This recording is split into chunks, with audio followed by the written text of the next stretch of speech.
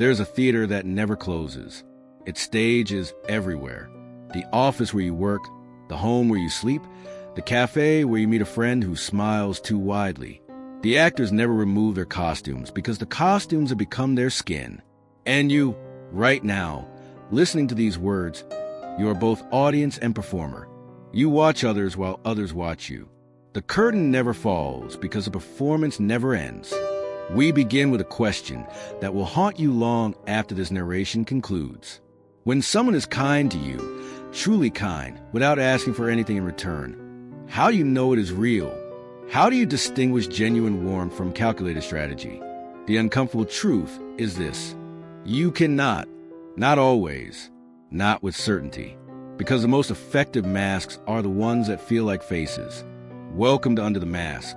I am your guide to the labyrinth of human intention. Together, we will walk through the corridors where motive hides behind gesture, where power disguises itself as service, where manipulation wears a costume of love. This is not a journey for those who prefer comfort. This is for those who dare to see. Before we continue, a warning: the knowledge that is about to be shared cannot be unlearned. It will permanently change the way you see human relationships. If you are ready to abandon comfortable illusions and see what's behind the stage, subscribe now, because this is not just a video. It is the beginning of your journey under the mask. Now let's begin. Picture a woman named Elena. She is 32 years old, works in marketing, lives alone in a city apartment with plants she sometimes forgets to water. Elena considers herself a good person. She donates to charity twice a year, always remembers birthdays, volunteers at a soup kitchen on Thanksgiving. When her co-worker Marcus mentions his mother is ill, Elena brings him coffee every morning for a week. She asks about his mother's health. She listens with eyes that seem to care. Marcus is grateful. He tells other co-workers about Elena's kindness. He mentions it in a meeting when the manager asks who has been exemplifying team values. Elena smiles modestly, waves away the praise, says it was nothing. Anyone would have done the same. But here is what Marcus does not see. Here is what exists beneath the surface of Elena's kindness, like a current beneath still water. 3 months ago, Elena applied for a senior position. She did not get it.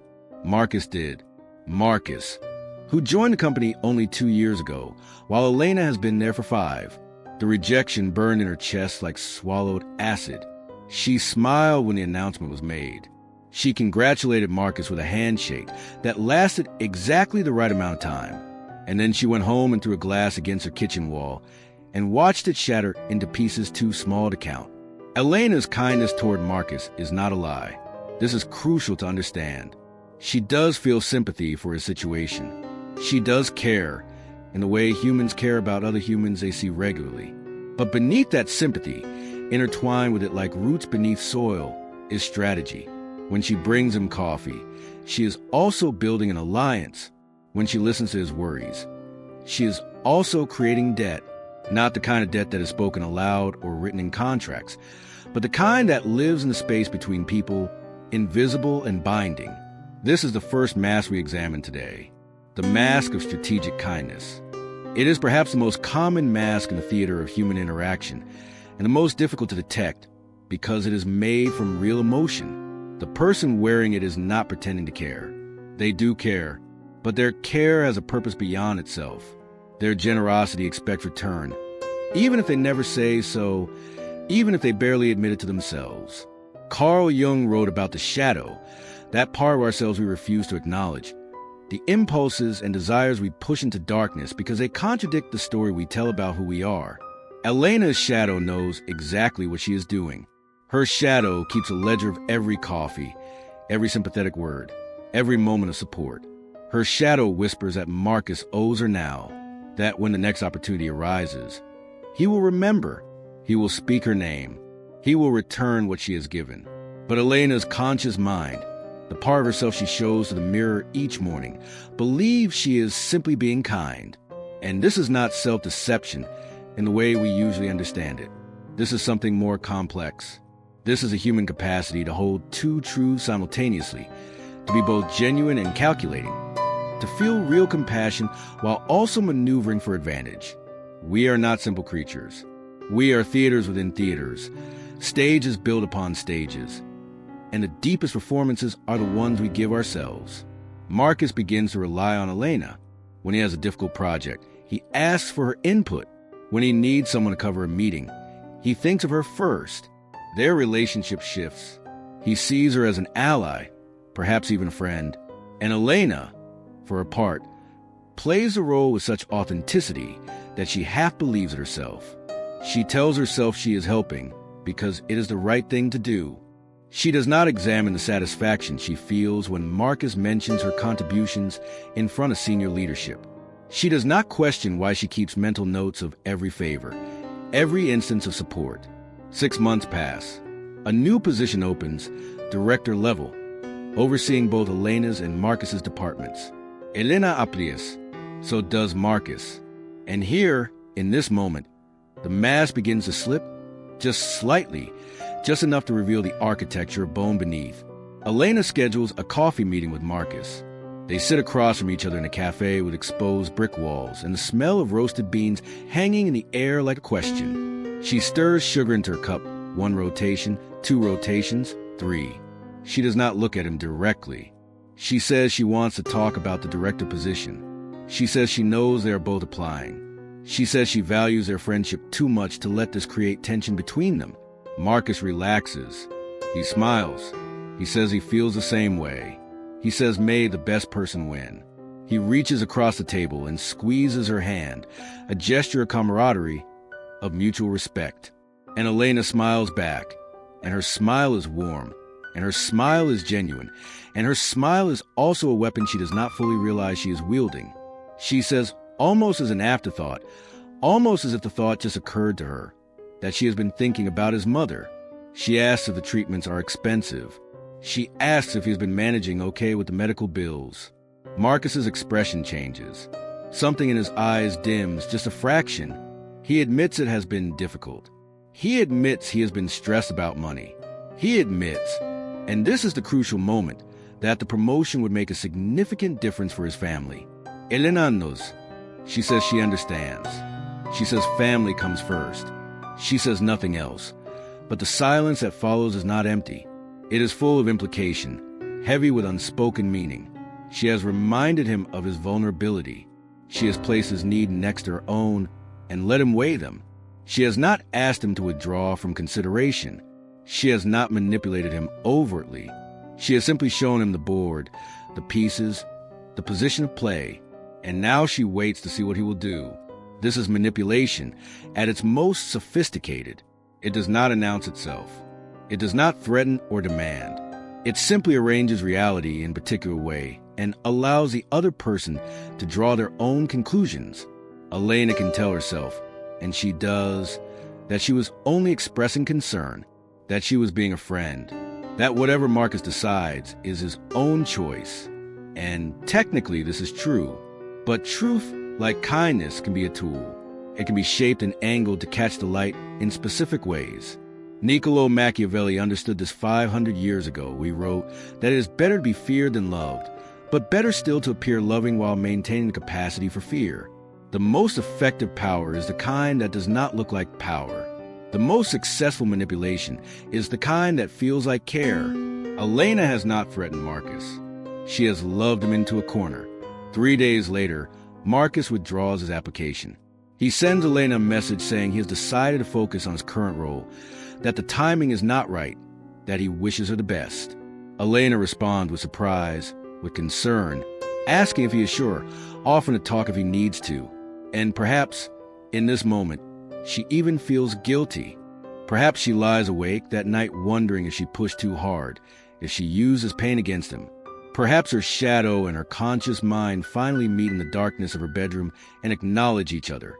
Or perhaps not. Perhaps she simply feels relief, satisfaction, the quiet triumph of a strategy executed well. We cannot know what Elena feels in her private moments. We can only observe what she does. And what she does is accept a promotion when it is offered 2 weeks later. She thanks Marcus for his support. She promises to be a good leader. She means it. And this is the terrible beauty of the human condition. She means it. La historia continúa. Now we turn to a different stage, a a different performance. Picture a man named David. He is 47 years old, a father of two, married for 18 years to a woman named Claire.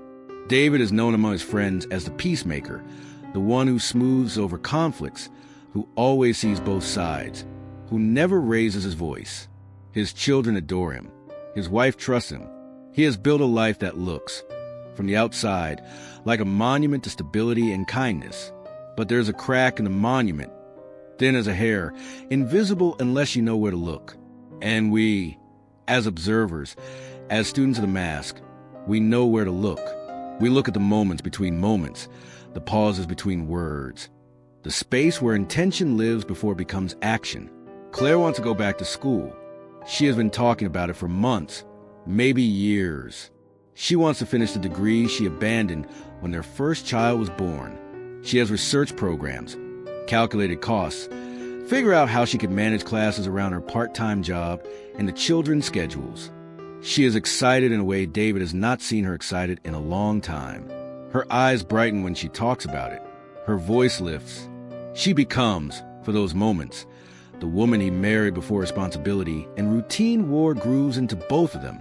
David listens. He nods. He says it sounds wonderful. He says he supports her completely. And he does, in the way we support ideas that exist in the abstract, in the future, in the realm of possibility rather than reality. But when Claire begins to make concrete plans, when she prints out application forms and spreads them across the kitchen table, when she asks David to look at their budget and see how they can make it work, something shifts in him. He does not say no. David never says no directly. This is part his mask, part performance he perfected over decades. Instead, he asks questions. He wonders aloud about the cost. He mentions that their savings are lower than he would like. He brings up their daughter's orthodontist appointments, their son's college fund, the roof that will need replacing in a few years. Each concern is reasonable. Each concern is valid. Each concern is also a brick in a wall. He is building between Claire and her desire. Claire's excitement dims just slightly. She says they can make it work. She shows him her calculations, her plans. She has thought of everything. But David shakes his head slowly, sadly, as if he wishes things were different. He says he is worried. He says he does not want her to be stressed. He says, and this is the key, that he is thinking of her well-being, her happiness. He is protecting her from disappointment, from overextension, from the burden of too much responsibility. This is the second mask we examine, the mask of protective control. It is worn by those who have learned that the most effective way to limit another person is to frame limitation as love. David is not lying when he says he worries about Claire. He does worry, but his worry is not primarily about her well-being. His worry is about change, about disruption to the life he has carefully constructed, about losing the version of Claire who is available, who manages a household, who centers her life around his needs and their children's needs rather than her own ambitions. But David cannot admit this, not to Claire, and more importantly, not to himself. His self-image depends on being the supportive husband, the caring partner. So he transforms his desire for control into concern. He makes his fear of change into protection. He takes his selfishness and dresses it in the language of love. And because he believes his own performance, because his mask is fused with his face, he is utterly convincing. Claire begins to doubt herself. She wonders if she is being selfish. She wonders if she is putting her wants above her family's needs. She looks at the application forms and feels guilt instead of excitement. David has not forbidden her anything. He has not issued ultimatums. He has simply loved her into a cage, so comfortable she does not recognize the bars. Weeks pass. Claire stops mentioning school. The application forms disappear from the kitchen table. David feels relief, and he feels something else too, something he does not examine too closely. A sense of victory, a confirmation that he knows what is best. He tells himself he has saved Claire from a mistake. He tells himself he has protected their family. He tells himself he is a good husband. And perhaps, by certain measures, he does not cheat. He does not abuse. He provides. He shows up. But he has taken Claire's dream and suffocated it with kindness. and he has done it so skillfully that she will never be able to point to a single moment and say, "There, that is where you stopped me," because he never stopped her. He simply made it impossible for her to move forward while maintaining the illusion that the choice was hers. This is power at its most insidious. It does not announce itself with force. It does not need to. It operates through influence, through the subtle shaping of another person's reality until they choose what you want them to choose and believe the choice was free. David has not imprisoned Claire. He has convinced her to imprison herself. And the most devastating part is that he has done it with love, or at least with what he has learned to call love, with what our culture has taught him to recognize as love. But love, real love, the kind that exists beneath the masks we wear, does not seek to limit. It does not disguise control as protection. Real love makes space for the other person to grow, even when that growth is uncomfortable, even when it disrupts the comfortable patterns of shared life. Real love says, "I'm afraid of losing you. I am afraid of change, but I will not let my fear become your cage." David's love is not this. David's love is a performance of love, and the tragedy is that he has performed it for so long he no longer knows the difference. One night, Claire lies awake beside her sleeping husband. The room is dark except for the blue glow of the alarm clock that reads 2:17 in the morning. She can hear David's breathing, steady and deep, the breathing of someone who sleeps without conflict.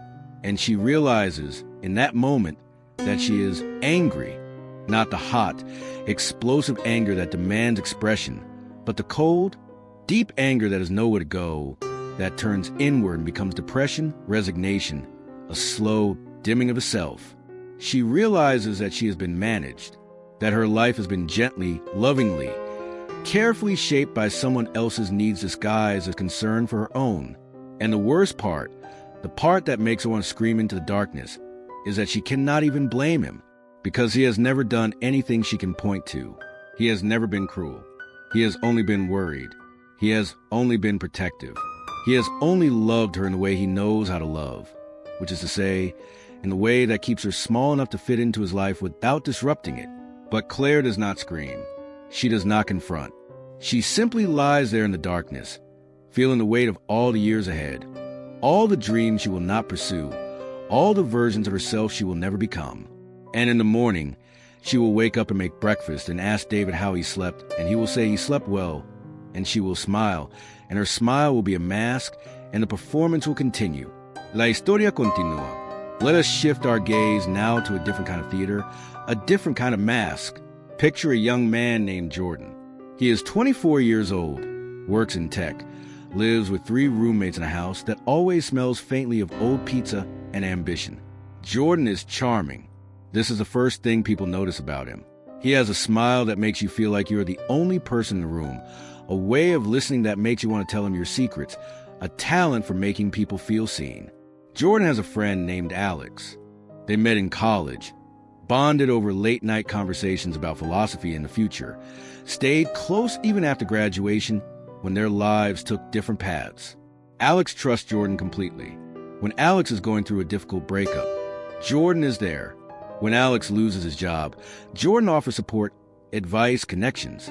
When Alex finally lands a new position at a startup, Jordan celebrates with him, buys drinks, toasts to success.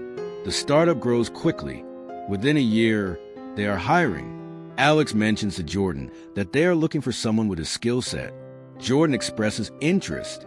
Alex, grateful for years of friendship, for all the times Jordan has been there, recommends him enthusiastically. Jordan gets the interview. Jordan gets the job. Jordan and Alex are now co-workers, and their friendship, which has always felt easy and natural, continues in this new context. But something begins to change, so gradually that Alex does not notice at first. Jordan starts staying late at the office. He volunteers for high-visibility projects. He makes suggestions in meetings that are just slightly better than Alex's suggestions, positioned in a way that makes Alex's ideas seem incomplete by comparison. He is never obvious about it. He never contradicts Alex directly. He simply builds on what Alex says, adding the crucial element that makes the idea shine, and in doing so, he takes ownership of the shine. Alex begins to feel uncertain. He cannot point to anything specific that Jordan has done wrong. Jordan is still friendly, still supportive. They still get lunch together. still joke around. But there is a shift in how others perceive them. Jordan is becoming the star. Alex is becoming the supporting character in a story he thought was his own. This is the third mask we examine today. The mask of friendly competition. It is worn by those who have learned to use intimacy as a weapon, who understand that the closer you are to someone, the more access you have to their vulnerabilities, their strategies, their blind spots. Jordan has not betrayed Alex in any conventional sense. He has not stolen from him or lied about him. He has simply used their friendship as a ladder, climbing while making sure Alex believes they are climbing together. 6 months into working together, a leadership position opens up. Both Jordan and Alex are qualified. Both apply. And here is where Jordan's mask reveals its true craftsmanship. He goes to Alex privately. He says he feels conflicted. He says he values their friendship more than any job. He asks Alex what he should do. Should he withdraw his application? He does not want their relationship to be damaged by competition. Alex, moved by this display of loyalty, by Jordan's apparent willingness to sacrifice opportunity for friendship, tells him not to be ridiculous, tells him to go for it, tells him that whoever gets it, they will still be friends. And Jordan thanks him, hugs him, says he is lucky to have a friend like Alex. And in that moment, Jordan has accomplished something remarkable. He has made Alex complicit in his own defeat. He has transformed what could have been seen as betrayal into an act of mutual respect. He has taken Alex's potential resentment and neutralized it before it could even form. Jordan gets the promotion. Alex congratulates him sincerely. They go out for drinks to celebrate. Jordan buys the first round. He toasts to their friendship, to supporting each other, to the future.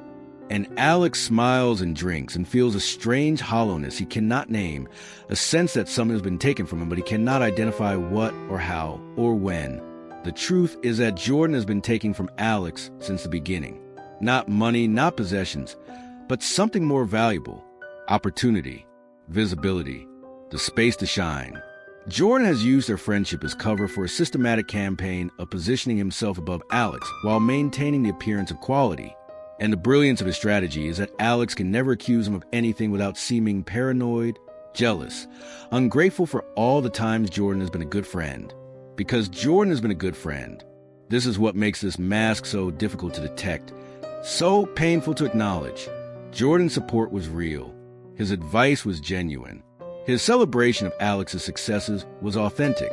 But beneath all of that, intertwined with it, was calculation. Jordan was investing. He was building credit. He was creating a relationship that would serve him when he needed it.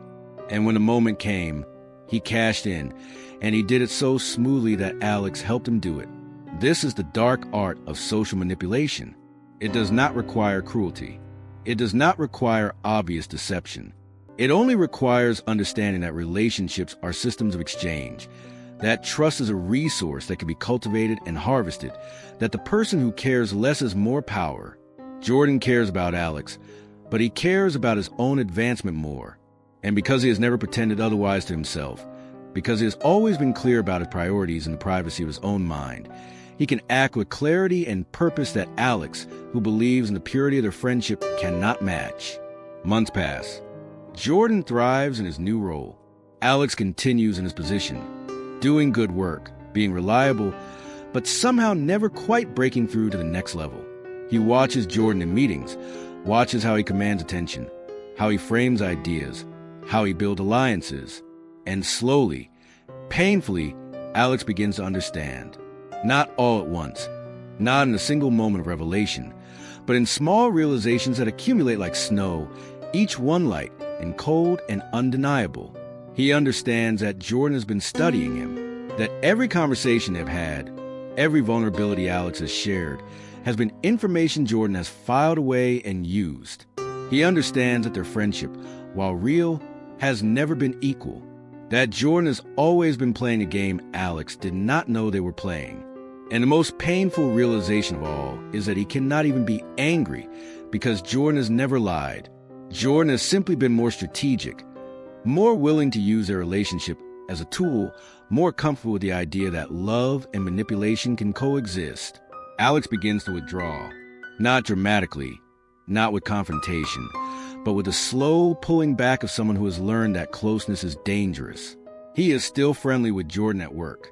He still responds to messages, but he stops sharing his ideas before they are fully formed. He stops asking for advice. He stops trusting. And Jordan notices, and Jordan understands. And Jordan feels something that might be regret, or might just be the recognition that a resource has been depleted. But Jordan does not apologize. He does not try to repair what has been broken, because to apologize would be to admit what he has done. And to admit what he has done would be to remove the mask. And Jordan has worn his mask for so long that he is not sure there's a face underneath anymore. He has optimized himself for success, for advancement, for winning, and he has won. But the cost of winning is that he will always be alone, even when surrounded by people, even when they call him friend, because he has taught himself to see every relationship as a transaction, every person as a means to an end. La historia continúa. Now, we must turn our attention inward. We have examined 3 masks, 3 performances, 3 ways that human beings disguise their desires as virtues. But the question that haunts this theater, the question that should be haunting you as you listen, is this: which mask do you wear? Because you do wear one. We all do. The only difference between the people in these stories and you is that you are hearing their stories from the outside, where the mechanisms are visible, where the performance can be analyzed. But your own mask, the one you wear every day, is invisible to you precisely because you are wearing it. This is the insight that Carl Jung spent his life exploring. We all have a persona, a face we show the world, a character we perform. And beneath that persona is the shadow, the parts of ourselves we cannot or will not acknowledge. The shadow contains our selfishness, our cruelty, our capacity for manipulation. But it also contains our power, our authenticity, our truth. The work of becoming whole, of becoming real, is the work of integrating the shadow, of acknowledging that we are not simply good or bad, kind or cruel, but complex beings capable of both love and calculation, often in the same moment, often toward the same person. Elena, bringing coffee to Marcus while mentally tallying the debt he owes her. David, protecting Claire from her own dreams while telling himself he is protecting her from stress. Jordan, supporting Alex while systematically positioning himself to surpass him. These are not monsters. These are humans. These are us. And the horror and the beauty of the human condition is that we can be genuine and strategic simultaneously, that our kindness can be real and still serve our interests, that we can love someone and still use them. The question is not whether you manipulate. You do. Everyone does. The question is whether you are conscious of it, whether you acknowledge your shadow or whether you let it operate in darkness, pulling strings you pretend not to see, because unconscious manipulation is far more dangerous than conscious manipulation. When you do not admit to yourself what you are doing, you cannot control it, cannot choose it, cannot take responsibility for it. It controls you. It makes you into a puppet of your own unacknowledged desires. Think about the last time you did something kind for someone. Really think about it. What did you do? Why did you do it? And here's the difficult question, the one that requires real honesty. What did you hope to get in return? Not necessarily something tangible. Maybe just gratitude. Maybe just the feeling of being a good person. Maybe just a knowledge that they would remember, that they would owe you, that the balance of power between you would shift ever so slightly in your favor. This does not make you evil. This makes you human. We are social creatures. We survive through cooperation, through networks of mutual obligation, through the complex dance of giving and taking that binds communities together. The problem is not that we keep score. The problem is that we pretend we do not keep score. We tell ourselves stories about our own purity, our own selflessness, and those stories blind us to the reality of what we're doing and why. Machiavelli wrote The Prince as a manual for rulers, but it is really a manual for anyone who wants to understand power. And his central insight, the one that scandalizes contemporaries and continues to disturb us today, is that morality and effectiveness are not the same thing. That the person who appears virtuous while acting strategically will always defeat the person who is genuinely virtuous but naive. That in the theater of human interaction, the best actors win, and the best actors are the ones who believe their own performances. But here is what Machiavelli did not write, or perhaps could not write in his time. The cost of wearing the mask is that you lose access to your own face. The cost of performing virtue is that you forget what real virtue feels like. The cost of strategic kindness is that you become incapable of spontaneous kindness, of giving without calculation, of loving without keeping score.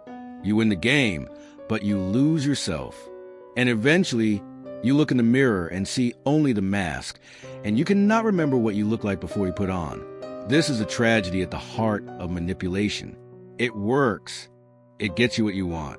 It advances your career, protects your relationships, gives you control. But it also isolates you, because when you are always performing, always calculating, always 3 moves ahead, you can never truly be present. You can never truly connect.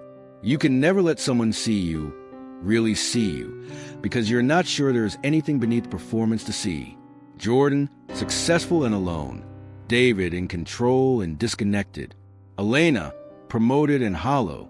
These are the outcomes of unconscious manipulation, of wearing the mask so long it becomes a face. But there's another way. There's a path of conscious choice, of acknowledging the shadow, of admitting that yes, you're capable of manipulation. Yes, you do keep score. Yes, you do use people sometimes. And then, from that place of honesty, choosing differently, choosing to be kind without expecting return, choosing to support someone even when it does not benefit you, choosing to be vulnerable even when vulnerability is strategically disadvantageous, not because you are naive, not because you do not understand how the game is played, but because you have decided that connection matters more than winning, that authenticity matters more than control, that being real matters more than being effective. This is the hardest choice a human being can make, because it requires giving up power. It requires accepting that you will sometimes be used, sometimes be betrayed, sometimes be hurt by people who are still wearing their masks while you have removed yours. It requires faith that there is something more valuable than winning, something more important than protection, something more real than the performance. And maybe you are not ready for that choice. Maybe you are still in the middle of your own performance, still convinced that your mask is your face, still telling yourself that your manipulation is really just wisdom, just strategy, just doing what needs to be done. That is okay. That is where most people live most of the time. But now you know. Now you have seen the mechanisms. Now you cannot pretend you do not understand what you are doing. When you bring someone coffee and mentally note that they owe you. When you express concern, that is really control. When you support a friend while positioning yourself to surpass them. You know, and knowledge, once gained, cannot be ungained. It will sit in the back of your mind, a small voice asking uncomfortable questions. Is this real? Is this genuine? Am I connecting or am I performing? And those questions, uncomfortable as they are the beginning of something, not the end of manipulation, because we never fully stop manipulating, never fully remove the mask, but the beginning of consciousness, the beginning of choice, the beginning of the possibility that you might sometimes, in small moments, be real. La historia continua. Let us return to Elena. It is 6 months after her promotion. She is good at her job, better than Marcus was, if she is honest with herself. She has implemented new systems, improved efficiency, earned respect from her team. But there is something missing, something she cannot name. She goes home to her apartment with the plants she still sometimes forgets to water, and she sits on her couch in the silence, and she feels empty. She thinks about Marcus. He left the company 3 months ago, took a position somewhere else. They exchanged polite messages when he gave his notice. He thanked her for being a good leader. She wished him well, and that was the end of it, the end of their friendship. If it was ever really a friendship, if it was not just a strategic alliance that dissolved when it was no longer useful. Elena wonders if Marcus knows what she did, if he understands that she manipulated him, gently, carefully, with real concern mixed with calculation. She wonders if he lies awake at night feeling angry, feeling used, or if he has simply moved on, written it off as office politics, the way things work, the price of playing the game. She wonders which would be worse, his anger or his indifference, his recognition of what she did or his complete lack of recognition. And then she wonders something more disturbing.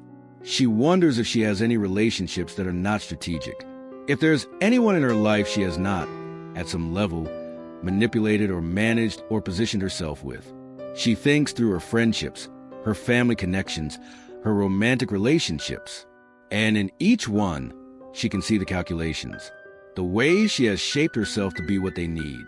So they will give her what she wants, the way she has kept score, maintained balance, ensured she is never the one who cares more, never the one who is vulnerable, never the one who can be hurt.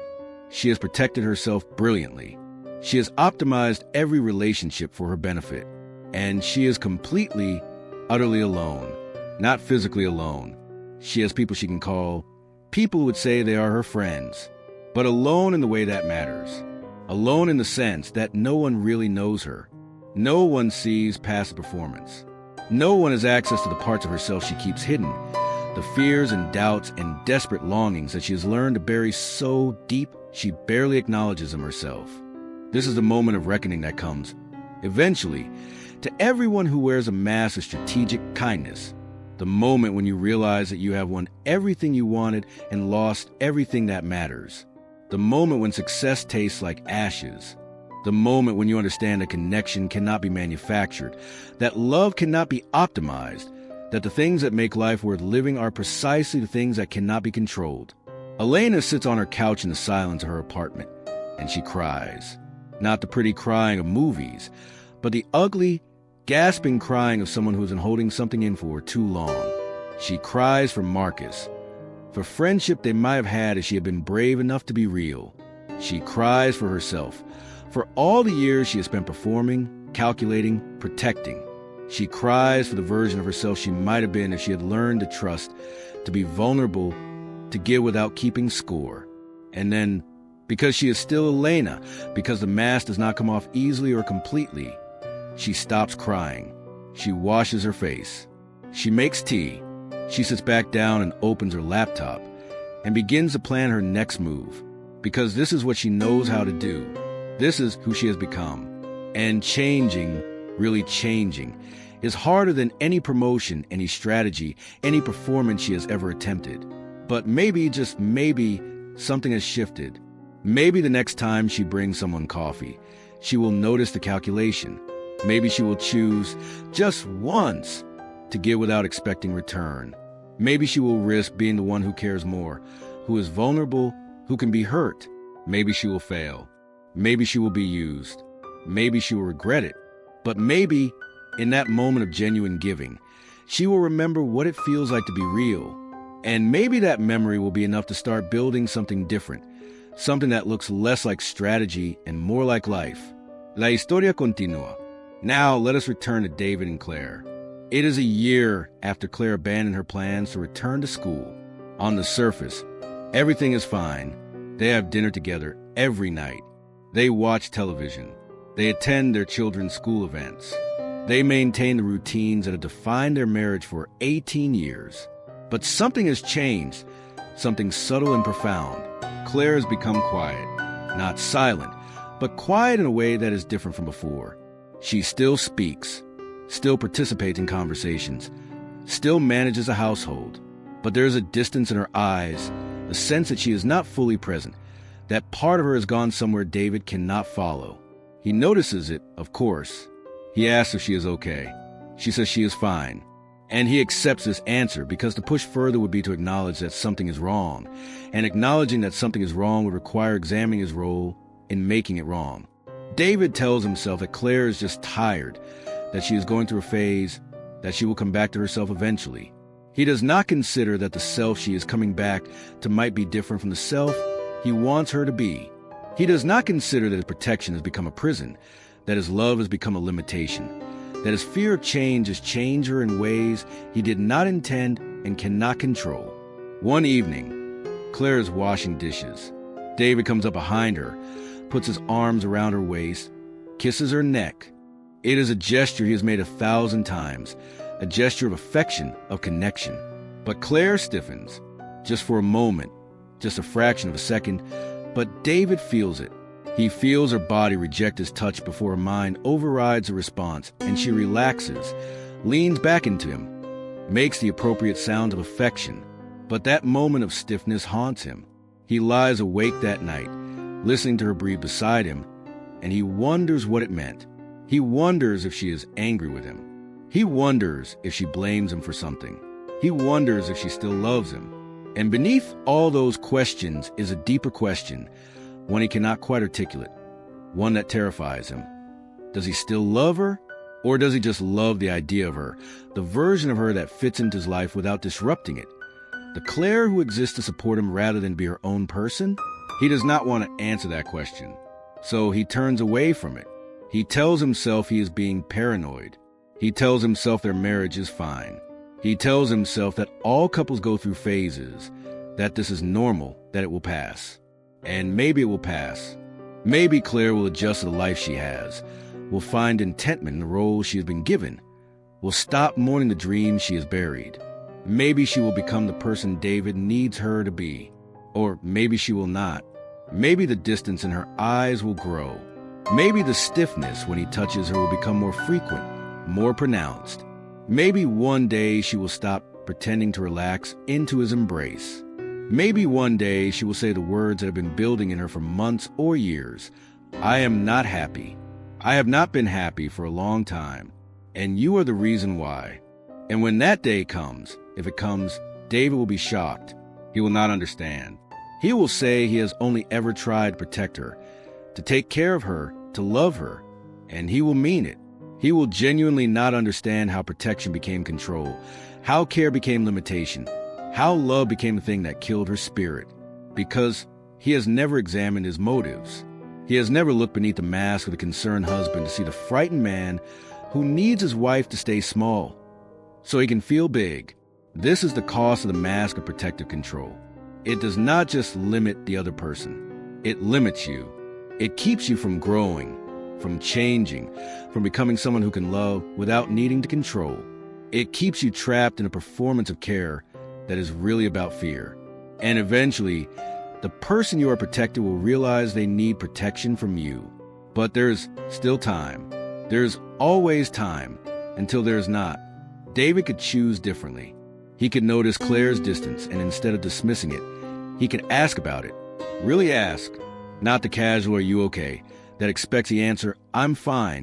But the deep, vulnerable asking that says, I see that something is wrong, and I am willing to hear that I might be part of what is wrong. He could listen to her answer without defending himself, without explaining his intentions, without making it about his feelings. He could say, I am sorry. I did not realize I was limiting you. I thought I was protecting you.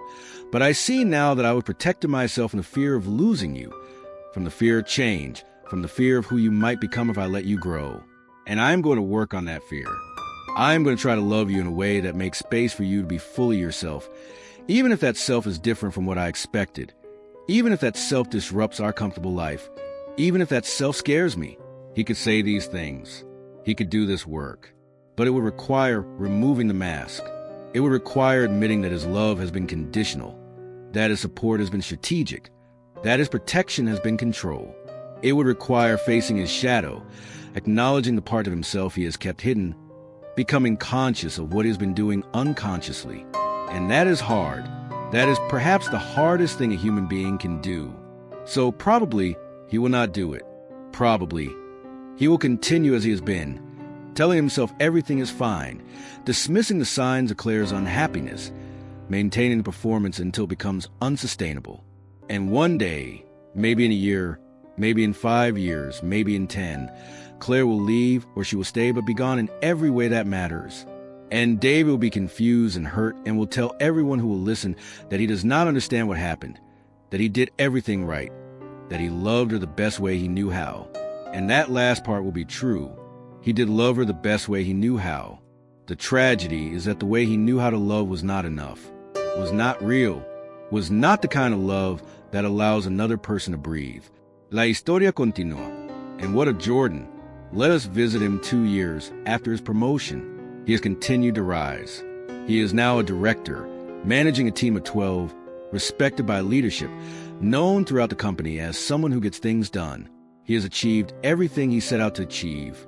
He has won the game, and he is profoundly existentially bored. Not bored in the sense of having nothing to do. He is busier than ever. but bored in the sense that nothing surprises him anymore. Every interaction is predictable. Every relationship follows the same patterns. He can see the moves people will make before they make them. He can anticipate their needs, their fears, their desires. He can manipulate them with such ease that it has stopped being interesting. He thinks about Alex sometimes, wonders what he is doing, if he is happy. Jordan heard through mutual acquaintances that Alex moved to a different city, took a job at a nonprofit, took a significant pay cut to do work he believes in. Jordan does not understand this choice. It seems irrational, inefficient, a waste of Alex's talents. But there is something about it that bothers him, something he cannot quite name. It bothers him because it suggests that Alex has found something Jordan has not found. Purpose, maybe, or meaning, or the kind of satisfaction that comes from doing something for reasons other than advancement, other than winning, other than the accumulation of power and status. Jordan has power. Jordan has status. But he does not have satisfaction. He does not have the sense that what he is doing matters, that his life is building towards something meaningful, that he is becoming someone he wants to be rather than just someone who is successful. He goes on dates. He is good at dating, good at reading what the other person wants and becoming that, good at the performance of romance. But the relationships never last. They end after a few months, sometimes with drama, sometimes with a quiet fading. And Jordan tells himself it is because he has not met the right person, because he is too busy for a serious relationship, because he is focused on his career. But the truth he does not want to examine, is that he is incapable of intimacy. He has optimized himself so thoroughly for strategic interaction that he no longer knows how to be with someone without performing, without calculating, without keeping score. One night, Jordan is at a bar with colleagues, celebrating some success he can barely remember. Everyone is drinking, laughing, telling stories. And Jordan is performing his role, being charming, being funny, being the person everyone wants to be around. But he is also watching himself perform, aware of every gesture, every word, every calculated pause. And he realizes, with a clarity that feels like falling, that he is not present. He is never present. He is always 3 moves ahead, always thinking about how this moment will serve him later, always positioning, always strategizing. He excuses himself, goes to the bathroom, locks himself in a stall.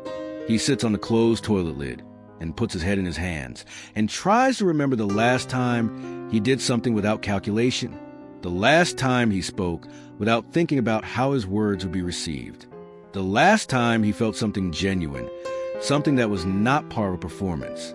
He cannot remember. He literally cannot remember.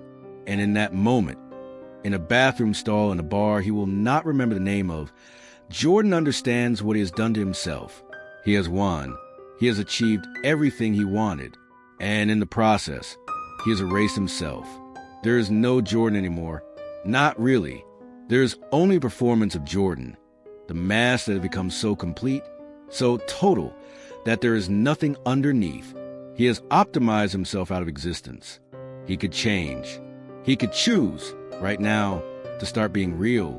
He could go back out to that bar and say something true, something vulnerable, something that does not serve his interests. He could call Alex and apologize, really apologize, admit what he did and why he did it and how sorry he is. He could start building relationships based on genuine connection rather than strategic advantage. He could risk being hurt, being used, being the one who cares more. But he will not, because Jordan has forgotten how to be vulnerable.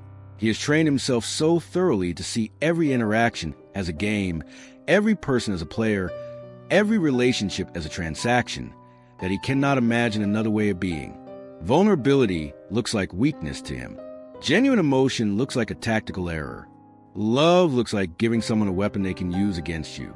So he will stay in that bathroom stall for another few minutes, feeling the weight of his own emptiness, and then he will wash his hands and check his reflection and adjust his mask and go back out to the bar. He will rejoin his colleagues. He will continue the performance. He will keep winning. And he will keep losing the only game that actually matters, which is a game of being human, of connecting, of matching to someone in a way that is real. This is the ultimate cost of the mask of friendly competition. You win everything except the things that make winning worthwhile. You accumulate power and status and success, and you are surrounded by people, and you are completely alone. Not alone in the sense of being physically isolated, but alone in the sense that no one knows you, no one sees you, no one loves the real you, because the real you has been buried so deep under layers of performance that even you cannot find it anymore. La historia continúa. We have walked through 3 theaters now, watched 3 performances, examined 3 masks. But there's a 4th mask we must discuss, and it is the most dangerous of all because it is the mask we wear for ourselves. It is the mask of self-deception, the story we tell about who we are and why we do what we do. It is the mask that allows Elena to see herself as kind while she manipulates. The mask that allows David to see himself as protective while he controls. The mask that allows Jordan to see himself as strategic while he destroys his capacity for connection. This mask is different from the others because we do not put on consciously. It forms gradually over years as we make choices that contradict our self-image and then create narratives to explain those choices in ways that preserve our sense of being good people. We are not lying. Exactly. We are not deliberately deceiving ourselves.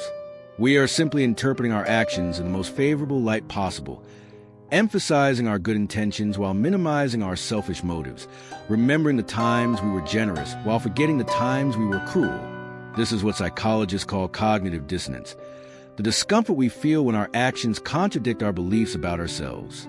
And the way we resolve that discomfort is not by changing our actions. It is by changing our interpretation of our actions. We tell ourselves stories. We create narratives. We build elaborate justifications for why what we did was actually okay, actually necessary, actually the right thing even if it does not look like the right thing from the outside. Elena tells herself she was helping Marcus by bringing him coffee, but she does not acknowledge that she was also positioning herself. David tells himself he is protecting Claire by discouraging her from going back to school, and he believes this, but he does not acknowledge that he is protecting himself from change. Jordan tells himself he is just being strategic, just playing a game everyone plays, and this is true, but he does not acknowledge that he has sacrificed his humanity to play it well. These stories we tell ourselves are not harmless. They are not just innocent self-protection. They are the mechanism by which we become people we would not choose to be if we saw ourselves clearly. They are how good people do bad things while maintaining their sense of being good. They are how manipulation becomes normalized, how control becomes love, how the slow erosion of another person's autonomy becomes care. And the most insidious part is that these stories are partially true. Elena was helping Marcus. David is worried about Claire. Jordan is being strategic. The lie is not in what the story includes. The lie is in what it leaves out. The lie is in selective attention, the careful framing, the emphasis on certain facts while others are pushed into shadow. The lie is in the incompleteness, in the refusal to see the whole picture, in the choice to remain unconscious of our own motives. So how do we remove this mask?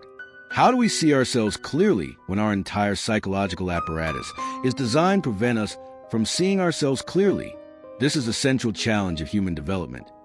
The work that every wisdom tradition, every therapeutic approach, every spiritual practice is ultimately trying to address. And the answer, unsatisfying as it is that we cannot do it alone. We cannot see our own blind spots. We need mirrors. We need other people to reflect back to us what we cannot see in ourselves. But here's the problem. The people closest to us, the ones who could serve as mirrors, are often the ones we have most successfully manipulated into seeing us the way we want to be seen. We have trained them through years of interaction to accept our self-narrative, to not question our motives, to give us the benefit of the doubt. We have surrounded ourselves with people who confirm our story rather than challenge it. And anyone who does challenge it, anyone who suggests that maybe our kindness is not as pure as we think, maybe our protection is really control, maybe our strategy is really manipulation, we push away. We call them negative, toxic, unsupportive. We protect our mask by eliminating anyone who threatens to remove it. This is why real change is so rare. This is why people can go their entire lives wearing masks, performing roles, telling themselves stories, and never wake up to what they are doing. Because waking up requires being willing to see yourself as you actually are, not as you wish to be, not as you pretend to be, but as you actually are with all your selfishness and cruelty and capacity for manipulation. And that is terrifying. That threatens the entire structure of your identity. That requires admitting that you are not the hero of your own story, or at least not only the hero, that you are also sometimes a villain, sometimes an obstacle, sometimes a source of other people's pain. But if you can do it, if you can bear to see yourself clearly, something remarkable happens. You gain choice. When you are unconscious of your motives, you are controlled by them. They operate in darkness, pulling strings you do not see, making you do things you do not understand. But when you bring them into light, when you acknowledge, yes, I am manipulating this person, yes, I am keeping score, yes, I am using this relationship for my own benefit, then you can choose. You can decide whether to continue or to do something different. You can act with intention rather than being acted upon by unconscious drives. This does not mean you will always choose differently. Sometimes you will still manipulate. Sometimes you will still keep score. Sometimes you will still prioritize your needs over someone else's, but you will do it consciously. You will do it with full awareness of what you are doing and why. And that awareness, that consciousness, changes everything.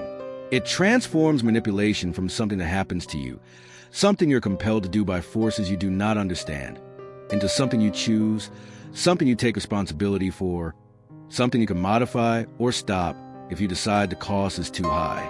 La historia continúa. Let us imagine for a moment what would look like if our three characters chose consciousness, if they removed their masks or at least acknowledged they were wearing them. Let us imagine Elena, 6 months after her moment of reckoning on her couch, after her tears, after her recognition of her own loneliness. She is in a meeting. A junior colleague, someone new to the company, makes a suggestion.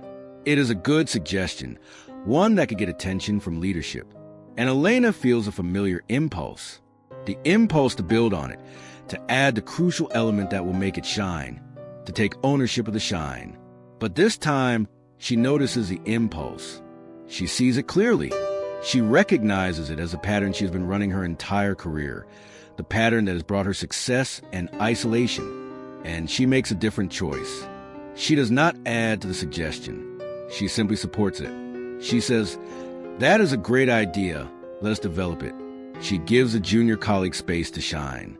She does not position herself. She does not calculate return. She simply gives.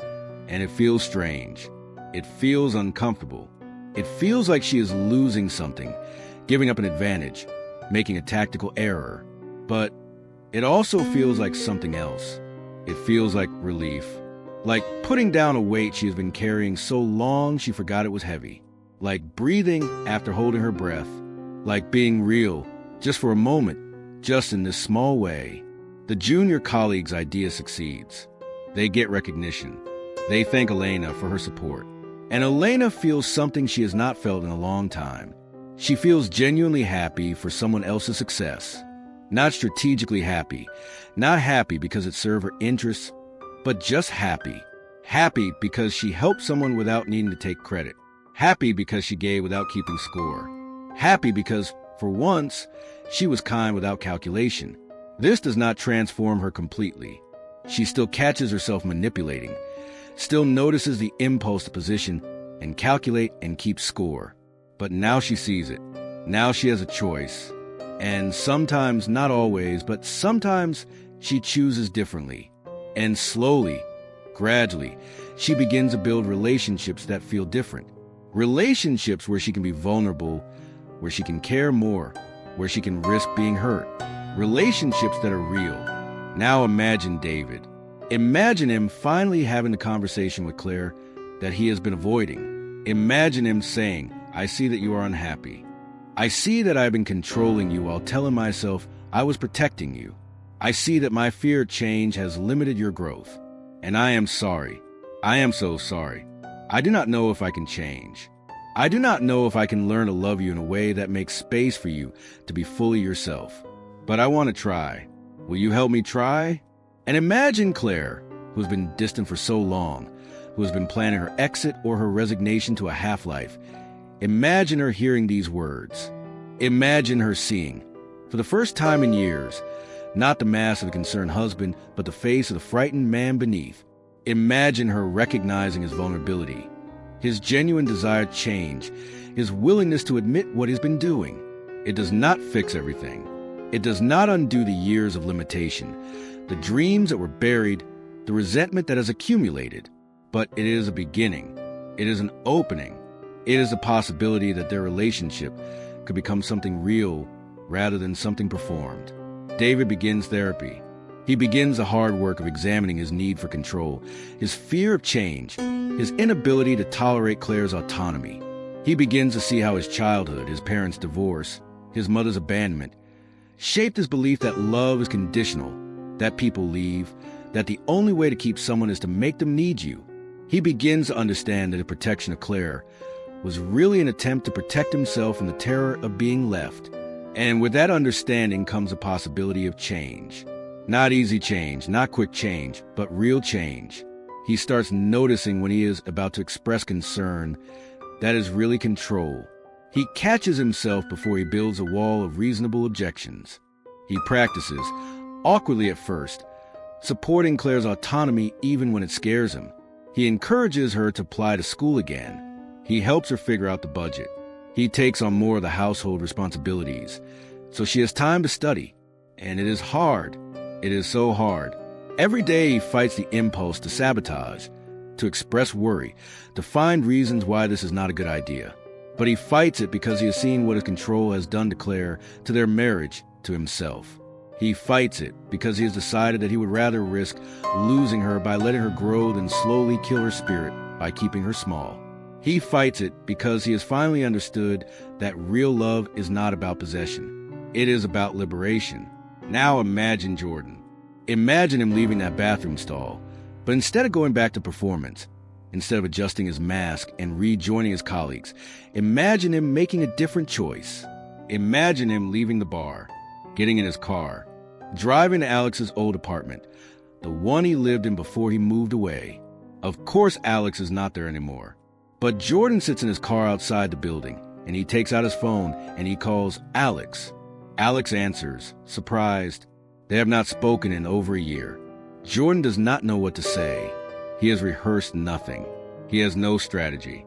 He is just calling because he needs to, because he cannot carry this anymore, because he is tired of winning and being empty. And he says, I am sorry. I used you. I used our friendship to advance myself. I saw you as a competitor when you saw me as a friend, and I am sorry. I do not expect you to forgive me. I do not expect anything. I just needed you to know that I know what I did, and I am sorry. There's silence on the other end of the line. Long silence. Jordan waits, not knowing what Alex will say, not knowing if Alex will hang up or yell or accept the apology. And finally, Alex speaks. He says, I know. I figured it out eventually. It hurt. It hurt a lot, but I also understand. I understand the pressure, the competition, the way the game is played. I do not know if I forgive you, but I appreciate you calling. I appreciate you being honest. They talk for an hour. Really talk. Not the surface conversation of networking or strategy, but the deep conversation of two people who once cared about each other, and maybe still do, underneath all the hurt and manipulation and betrayal. They talk about what they have lost, what they have gained, what they wish they had done differently. And at the end of the call, they do not promise to be friends again. They do not pretend that everything is fixed, but there is something between them that was not there before. Something real. Something that is not a performance. Jordan goes home that night and he feels different. Not transformed, not healed, but different. He has taken off the mask just for an hour, just with one person. And he has survived. The world did not end. He was vulnerable and he was not destroyed. And maybe, just maybe, he can do it again. Maybe he can start building relationships that are based on something other than strategy. Maybe he can learn to be present, to feel genuine emotion, to care without calculating. Maybe he can find his way back to being human. La historia continua. These are hopeful stories. These are the stories of what could happen if we choose consciousness, if we remove our masks, if we do the hard work of becoming real. But we must be honest. These are not the most common outcomes. Most people do not choose consciousness. Most people continue wearing their masks until they die, never quite understanding why they feel so empty, why their relationships feel so hollow, why success does not bring satisfaction. Most people are like the original versions of Elena and David and Jordan. They manipulate unconsciously. They control while calling it love. They use people while calling it strategy. They build lives that look successful from the outside and feel empty from the inside. And they never quite figure out why. They blame circumstances, other people, bad luck. They never look at the mask. They never examine their own role in creating their own isolation. And this is not because they are bad people. This is because consciousness is hard. It requires courage to see yourself clearly. It requires humility to admit that you are not the person you thought you were. It requires strength to change patterns that have been working, at least in the narrow sense of getting you what you think you want. It requires faith that there is something better on the other side of the mask, something more real, something more satisfying than winning.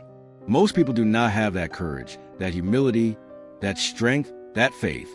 Most people choose comfort over truth. They choose a familiar performance over the terrifying unknown of authenticity. They choose to keep winning the game even as the game destroys them. And we cannot judge them for this. We can only observe. We can only understand. We can only recognize that we are all, in our own ways, making the same choice every day. The choice between the mask and the face, between the performance and the reality, between winning and being real. You're making that choice right now. As you listen to these words, as you recognize yourself in these stories, as you feel the uncomfortable recognition of your own patterns of manipulation and control and strategic kindness, you are at a crossroads. You can dismiss what you are hearing. You can tell yourself that you are different, that your kindness is pure, that your concern is genuine, that you do not manipulate. You can protect your mask, defend your self-image, maintain the comfortable story you tell about who you are, or you can sit with the discomfort. You can let yourself see what you've been doing, why you've been doing it, what it has cost you and the people around you. You can acknowledge your shadow, your capacity for manipulation, your tendency to keep score. You can admit that you are not as good as you thought you were, not as pure, not as selfless. You can face the truth of your own complexity, your own contradictions, your own capacity for both love and calculation. And if you can do that, if you can bear to see yourself clearly, then you have a choice. You can continue as you have been, but now consciously, with full awareness of what you are doing, or you can begin to change. Not all at once, not completely, but in small ways, in small moments, choosing authenticity over strategy, choosing vulnerability over control, choosing connection over winning. This is the work of a lifetime. This is not something you do once, and then you are done. This is something you do every day, in every interaction, in every relationship. You notice the impulse to manipulate. You see the calculation. You recognize the mask. And then you choose. Sometimes you will choose the mask. Sometimes the cost of authenticity will feel too high, the risk of vulnerability too great. And that is okay. That is human. But sometimes, in small moments, you will choose differently. And those moments will accumulate. And slowly, gradually, you will become someone different. Someone more real. Someone more whole. La historia continua. There is a paradox at the heart of human relationships. We need other people. We are social creatures. We cannot survive alone. But other people are also threats. They can hurt us, betray us, abandon us, use us. So we protect ourselves. We build walls. We wear masks. We learn to manipulate before we are manipulated, to control before we are controlled, to keep score so we never owe more than we are owed. And these strategies work. They keep us safe. They help us navigate the complex social world. They allow us to get our needs met without being too vulnerable. But they also isolate us. They prevent real connection. They keep us performing when what we really need is to be seen. They trap us in a theater where everyone is acting and no one is real. And eventually, if we are lucky, if we are paying attention, we realize that the protection has become a prison, that the mask has become a cage, that we have kept ourselves so safe that we have forgotten how to live. This is the human condition. We are caught between the need for connection and the need for protection, between the desire to be real and the fear of being hurt, between love and strategy. And there is no perfect solution. There is no way to be completely safe and completely connected. There is only the ongoing negotiation, the constant choice, the daily practice of deciding how much to risk, how much to reveal, how much to trust. The people who navigate this paradox most successfully are not the ones who never manipulate. Everyone manipulates. The successful ones are the ones who are conscious of their manipulation, who choose it deliberately rather than being controlled by it, who can turn it off when the situation calls for authenticity rather than strategy. They are the ones who can wear the mask when necessary and remove it when possible. They are the ones who know the difference between a performance and reality, and who do not confuse the two. These people are rare. They are the ones who have done the work of integrating their shadow, of acknowledging their capacity for manipulation and control and selfishness.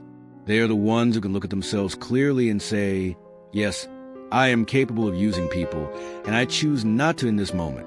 They are the ones who have earned their authenticity through the hard work of facing their own darkness. Most of us are not there yet. Most of us are still unconscious, still performing, still telling ourselves stories about our own goodness while we manipulate and control and keep score. But the fact that you are listening to this, the fact that you have stayed with these uncomfortable truths, suggests that you are ready to begin the work, that you are ready to see your mask, that you are ready to choose consciousness. So, let us end where we began, with a question. When someone is kind to you, how do you know it is real? And now we can add a second question. When you are kind to someone, how do you know it is real? What is your motive? What do you expect in return? What are you calculating? Even if you do not admit you are calculating, what mask are you wearing?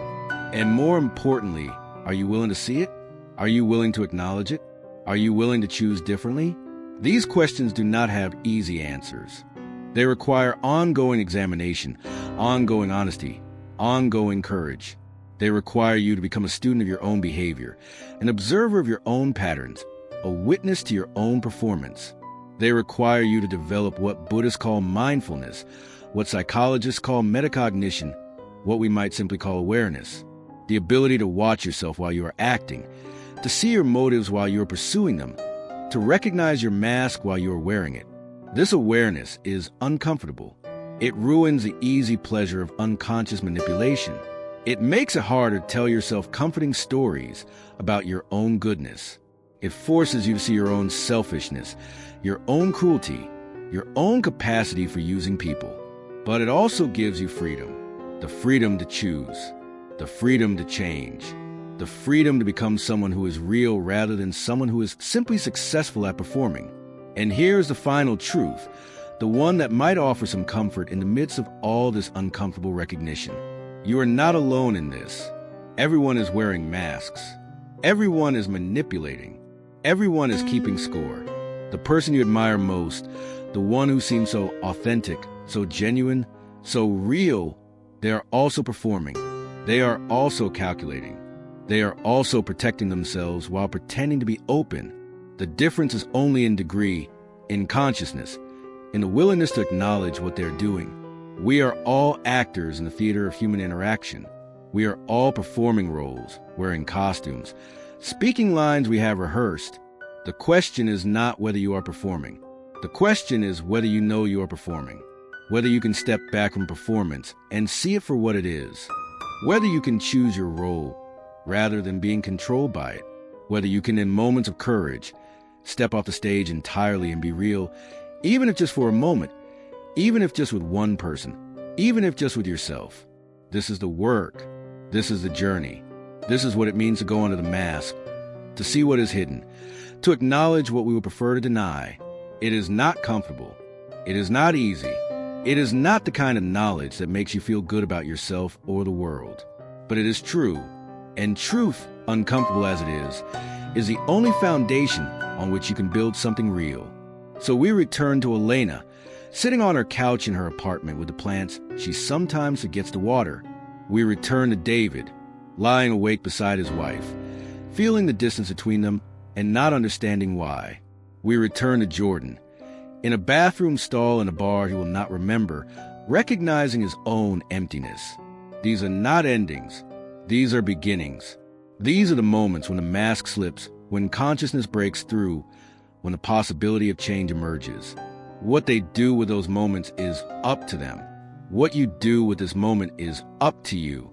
You can close this window, return to your life, forget what you have heard.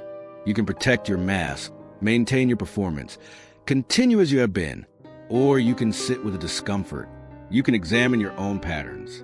You can begin the work of becoming conscious, of integrating your shadow, of choosing authenticity over strategy. No one can make this choice for you. No one can do this work for you. This is the loneliest work there is, the work of facing yourself, seeing yourself clearly, acknowledging what you've been doing and why. But it is also the most important work, because until you do it, you are not really living. You are just performing. You are just wearing a mask and calling a face. You are just going through the motions of connection while remaining fundamentally alone. The theater never closes. The performance never ends. But you can choose in small moments to step off the stage, to remove the mask, to be real. And in those moments, brief as they are, you will remember what it feels like to be human. Not the performed version of human, not the strategic version, not the protected version, but the real version, vulnerable and flawed and capable of genuine connection, capable of love that is not calculation, capable of kindness that expects nothing in return, capable of being seen and seeing others, really seeing them, without the filter strategy or the protection of performance. This is what waits on the other side of the mask. Not perfection, not the end of manipulation, not the transformation